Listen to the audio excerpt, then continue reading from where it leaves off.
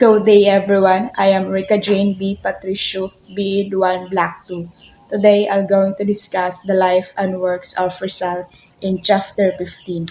Rizal's second sojourn in Paris and the Universal Exposition of 1889. Universal Exposition Exposition Universelle 1889 World's Fair held in Paris, France. 100th anniversary of the storming of the Bastille, an event traditionally considered as the symbol for the beginning of the French Revolution. Difficulty of finding quarters.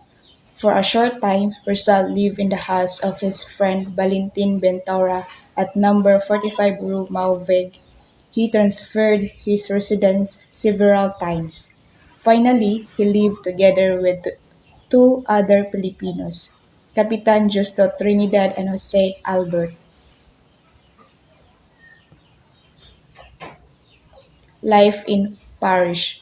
He used most of his time in the reading room of the Bibliothèque Nationale, living quarters, writing letters to his family and friends, the gymnasium for his daily physical exercises, and visiting his friends. Three Filipino societies in Rizal founded. First, Kidlat Club. Among the members were Antonio and Juan Luna, Gregorio Aguilera, Fernando Canon, Lauro de Mayoga, Julio Loriente, Guillermo Pauto, and Baldomero Rojas, to bring together the young Filipinos in the French capital. Second, Indios Bravos. Its members pledged to excel in intellectual and physical prowess in order to win the admiration of the foreigners, particularly the Spaniards. They practiced with a great enthusiasm the use of the sword and pistol. Rizal taught them judo. Third, RDLM Society, Redemption de los Malayos, Redemption of the Malays. He only mentioned this secret society to Jose Maria Basa and Marcelo H. del Pilar. Only a few trusted friends of Rizal became members. The aim of it was the propagation of all useful knowledge, scientific, artistic, literary, etc., in the Philippines and the redemption of the Malay race. Annotated edition of Morga published. Rizal's outstanding achievement in Paris 1980. He wrote in the British Museum. It was printed by Garnier Perez, Professor Blumentritt, who wrote the prologue. This is a historical work which Rizal proved that the Filipinos were already civilized before the advent of Spanish. They had clothes, government, laws, writings, literature, religion, arts, sciences, and commerce with neighboring Asian labors.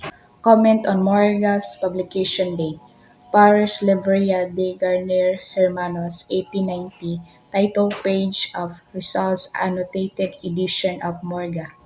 Documentary evidence to show that Rizal's edition of Morga must have come off the press in 1889, not 1890. Three letters. October 12, 1889, Blumentritt received the edition. Let merits. December 28, 1889, Rizal sent copies to Dr. Baldomero Rojas from Paris to Lipa. December 31, 1889, Mariano Ponce received the book. Incontrovertible proofs that Morga's successors came off the press in 1889. Rizal as historian. Rizal's research studies in the British Museum, London, and in the Bibliothèque Nationale, Paris, enriched his historical knowledge. His knowledge of foreign languages enabled Rizal to read historical documents. Figapita, famous First Voyage Around the World, Italian, works of Marsden, Raffles, Lord Stanley, and Wallis, English, writings of Blumentritt, J. Gore, and Virchow, German.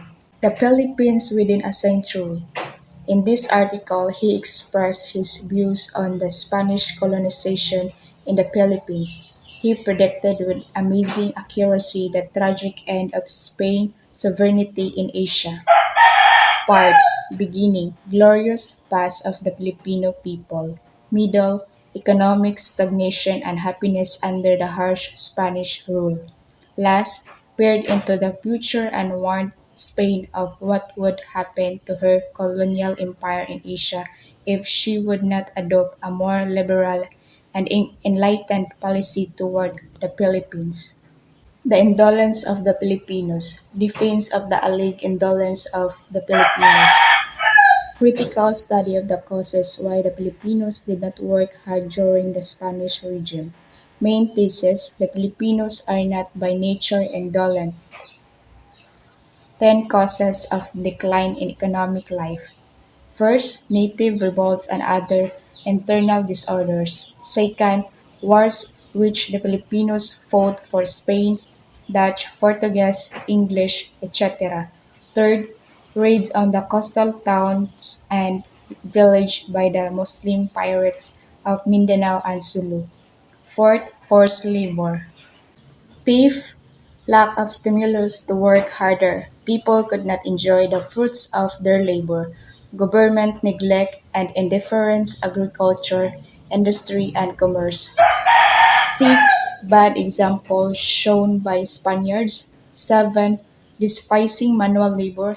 Eight, teaching of Spanish missionaries. Nine, gambling. 10, system of Spanish education. International Association of Filipinologists. Rizal proposed to establish an International Association of Filipinologists. Universal Exposition of 1889, Paris. Letter to Blumentritt, January 14, 1889. Prospectus. Aim of the association to study the Philippines from the scientific and historical point of view.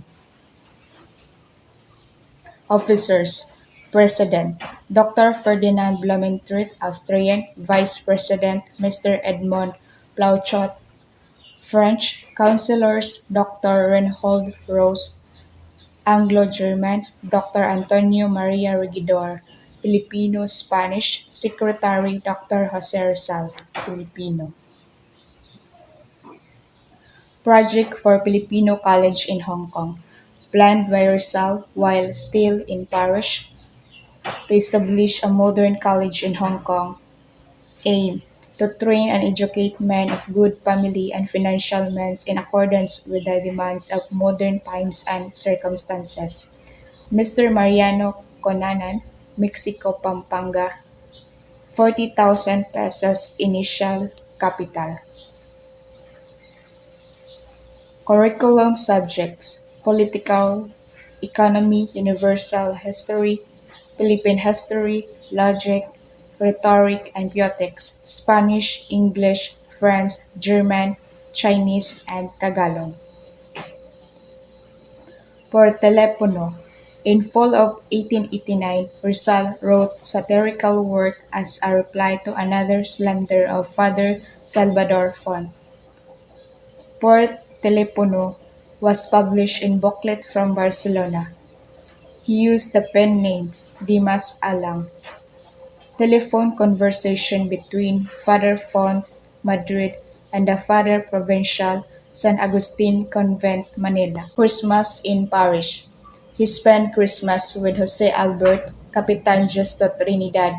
Christmas dinner, fried chicken, rice, and vegetables. Rizal's last Christmas dinner in Paris.